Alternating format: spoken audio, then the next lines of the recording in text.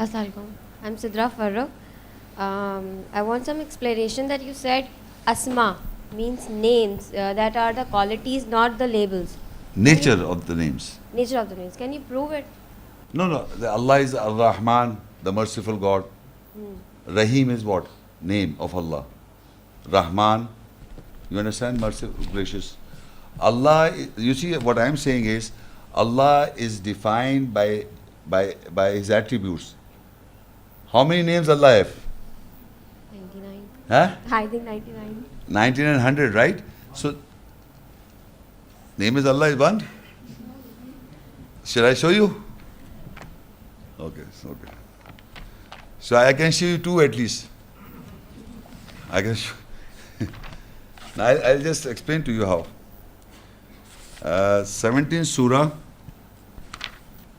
and 110 ayat. 17 surah. And surah 55, 1, 2, 3 also. Excuse me. I'm giving her also and you. Ar-Rahman Allama al-Quran. Who taught the Quran? No, Ar-Rahman. Ar-Rahman Allama al-Quran. Who taught? Allah or Rahman? So Rahman is different, Allah is different? Yes, brother. Is he same or different? Now he says in the 1 minute, he says, Qulidullah awidur Rahman. Ayyamma tad'u falahul asma'ul husna. Asma word. ولا تجهر بصلاتك ولا تخافت بها وابتغي بين ذلك سبيلا. Call Allah or call Ar-Rahman. Whatever name you call, falahul asma'ul husna.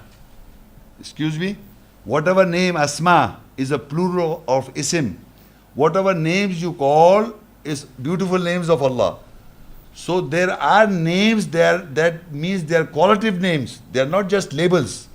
So Allah says, Ar-Rahman you call him, the gracious one. Rahim, the merciful. Wadood, loving. Aziz, mighty. Jabbar, all these are names with quality names. Muhammad means the praiseworthy. Saleh means who corrects. So there are names in the Quran which has got names and they have got meanings. Every word that has a name, they've got meanings and they are the quality. Muslim means submitter. Huwa sammakumul muslimin. He has named you Muslims. So Muslim is not a label. He means submitters. It's a nature. Huwa samma means name. He has named you Muslims. I'm answering your question. Name in Arabic means the nature or the quality of the person. You understand? Huwa sammakumul muslim. He has named you Muslim means submitters. It doesn't mean label Muslim. Just a Muslim in Arabic, in English. Muslims, it has become an English word now. In dictionary you can find Muslims. But Muslim is the Arabic word, means who submits. So Allah has named you Muslims. He has named you Muslim submitters. So Asma'ul Husna, the most beautiful names of Allah is this. So and Muhammad Sallallahu Alaihi Wasallam, the messenger, prophet of Bashira wa Nazira, they were giving warners. So warner is the quality. Bashir, there are people Bashir by the name of Bashir. Nazir, there are Nazir means warner. So what I'm saying is these are the in Arabic qualitative names are given. Mominat, Mohsinat, Momina, Mohsina, Siddiqa. So they are all names. Okay? Okay. What is wrong if we are pronouncing it for 500 times? We are pronouncing the nature and the quality of Allah for something if we are in a misery or if something bad happens to us. So we are pronouncing for 500 times with Who told you? Urdu. This is the concept. We are following. Did God ask you to do that? Sorry? The angels said that we are doing your holy, we are calling your name. They were also Subhanallah, Subhanallah, Subhanallah. The angels said that. We are calling your name, the Holy One. Subhanallah, Subhanallah. They are saying it. This angel said what the angel said? We are glorifying your name. Nahnu nusabbihu bihamdika. We praise you. Wa nuqaddisu lak, and your name we say holy. Your name is holy, holy, holy. And then we say we praise you. Alhamdulillah, Alhamdulillah. Alhamdulillah, we praise you, Alhamdulillah. This was taught to them. So they were like, you want to become an angel? Okay, we are. You see, Allah says in the ayahs, I will explain to you. You open Surah Al-Baqara 2, how to understand your question. Al-Baqara 2:200. Now, your question, I'm answering your question, how to call. You see, Allah says, فَإِذَا قَضَيْتُم مَنَاسِكَكُمْ فَاذْكُرُوا اللَّهَ كَذِكْرِكُمْ آبَاءَكُمْ أَوْ أَشَدَّ ذِكْرًا. Have you got a Quran with you? Na? It says, فَاذْكُرُوا اللَّهَ. Remember Allah, كَذِكْرِكُمْ آبَاءَكُمْ, as you remember your father and ancestor. أَوْ أَشَدَّ ذِكْرًا, or remember more stronger than your father and ancestor. So now, if I ask you, how do you remember your father and ancestor? Your father name is? Sorry? Sohail. So you say Sohail, 500. Do you remember like this? The ayah says this, you remember Allah as you remember your ancestor. How you remember your father? Whatever he says, whatever message that he delivers, or your ancestor, your grandfather, my grandfather used to say this, and he used to. You don't just call his name. So Allah is explaining to you how you remember God. Fadhkurullah kadhikrikum abaukum. You remember Allah as you remember your fathers. It's a simple statement. Very easy to understand. If I just call my father by his name number of times, so I'm not remembering him. Whatever he said to me, my grandfather or father, whatever, if I'm repeating his words and I'm educating you, that is how you understand. And believe me, in the whole world, most of the Muslim community are remembering the ancestors. This guy did this Alim and Buzurg did this, and he did this, and he did that. They are remembering them. But they don't talk about the ayahs. Because ayahs understanding is the zikr of Allah. Inna nahnu nazzalna dhikra wa inna lahu lahafizun.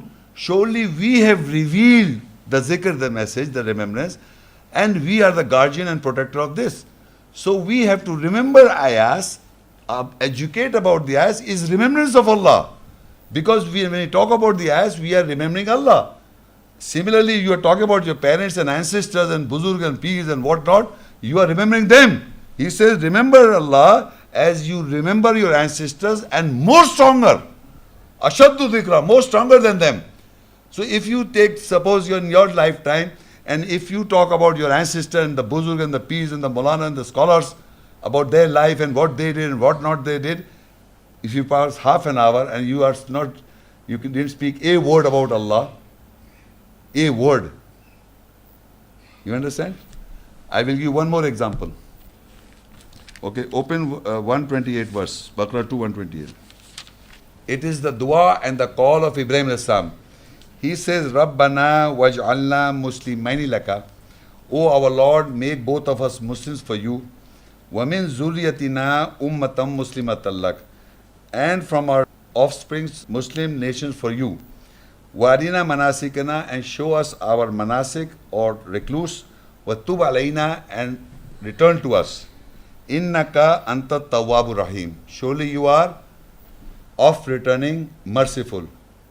Tawwab means returning, oft returning. Tawwab. And merciful is Rahim. Who is this? Tawwabur Rahim. So now you say Tawwab, Tawwab, Tawwab, Tawwab, Tawwab, Tawwab, Tawwab, Tawwab, Tawwallah, Tawwab. So you must understand, this is an ayah, and you will note many places in the ayah that first Allah say that Ibrahim al-Islam and Ismail al-Islam said this, O our Lord, make both of us Muslims and make from my offsprings Muslims, nation for you, and show our places of solitude and turn to us. You surely are oft returning, merciful. If I say these words in the ayahs and then I say you are oft returning, merciful, he will return on me.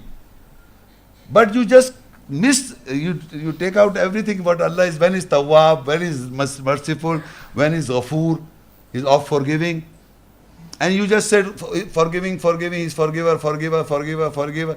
But you don't act and do anything, He will forgive you. You will be forgiven when you recite the upper part of it, and then you convert, and then you amend and mean it what you are saying it. Then He will become forgiving and merciful on you. But people have just taken out the words from Allah's words, and then you're just reciting again and again. So I was telling you that it will not benefit you at all. No matter. Look, in the prayers, Imam recites an ayah. I believe that ayah.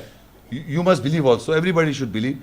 And when I got the essence of the message, then I go to, in ruku position, bow down.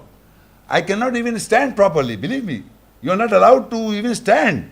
When the essence of message you hear, you just bow. And what do you say? Subhana Rabbil Azim, 3 or 5 times. The essence, the message that you received. And then you put this forehead on the ground. And Subhana Rabbil Ala. Glory to Allah for what? What the ayat he received. On what? On the message. On the message. You understand what I'm saying? Now that message is separated. You have no message, you're saying Subhana Rabbil Ala, Subhana Rabbil Ala, Subhana. For what? Alhamdulillah, Alhamdulillah, Alhamdulillah. For what? In every 5 times a day, whenever you recite an ayah, which you believe and you correct and amend, and you have feelings for that, then you say Subhana Rabbil Ala, and you say Subhana Rabbil is alright. But without the message, if you're saying it, believe me, you're not getting any benefit at all. And it tells you how to remember Allah. Because the salat is for your remembrance. Remember, Allah says salat is for my remembrance. If you establish the salah prayer, you are remembering Allah, because you have to memorize the ayat, you remember the ayat, you remember the understanding and the essence of the message of the ayat, and then you stand, and once even if you're praying yourself, the moment you finish the ayat, you can't stand, you have to bow. Psychologically and physically. You have to prostrate psychologically and physically to the essence. And then you say Subhana Rabbil Ala or Subhana Rabbil Azim. Glory to Allah, Allah is high, or glory to is the greatest. This is how the process is. But you just do not do anything, and you take these words. There's Hindus also doing this, Okay? You understand now? Thank you.